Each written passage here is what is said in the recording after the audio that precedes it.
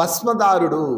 నువ్వు తీసుకొచ్చిన నాట్యం, నువ్వు తీసుకొచ్చిన పిల్లలు, నువ్వు తీసుకొచ్చిన సంపద, నువ్వు తీసుకొచ్చిన ఉద్యోగం, మొత్తం సమస్తం ఇక్కడ వదిలేయాలి అని చెప్పడానికే భస్మదారుడు.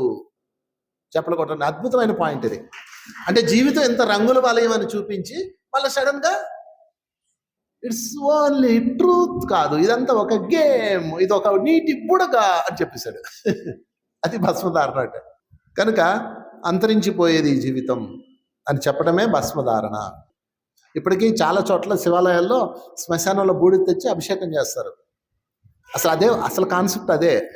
ఇప్పుడు అది లేదు కాబట్టి మనం విభూది పోతూ ఉంటాం. విభూది అంటే దాని అర్థం అదే. శ్మశానంలో శవం కాలిపోయాక మిగిలిపోయిన బూడిద ఉంటుంది కదా, యాష్ ఉంటుంది కదా, అది తెచ్చి ఆయనకు అభిషేకం చేస్తారు. అంటే అర్థం ఏంటి? సమస్తం సర్వం నశించిపోతుంది, సమస్తం అన్న వైరాగ్యాన్ని ఇవ్వడానికి. చూడండి, ఇక్కడేమో వైభోగం ఇచ్చాడు నాట్యం ద్వారా శివతత్వంలో. ఇక్కడేమిస్తున్నాడు? సమస్తం సర్వం భస్మం ఎండ్. ఎంత ఎంత విచిత్రమైన డైమెన్షన్ చూడండి.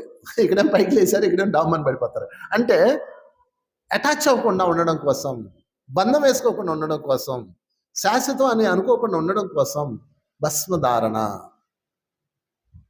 అందుకని ఎప్పుడన్నా విభూతి పెట్టుకునేటప్పుడు లేకపోతే యాష్ చూసినప్పుడు మీరు అది ఫీల్ అవ్వండి. రేపు నేను కూడా యాష్ అయిపోతాను, యాష్ బూడిద అయిపోతాను. అవుతారా అవరా? సరే, ఫైనల్గా యాష్ గుర్తుపెట్టుకోండి. భస్మధారణ ఎట్ట తీసేట్ట పూసేయగానే పరమశివుడు పరమభక్తుడు అయిపోవు. ఇది ఎందుకు రాశావు ఈడ?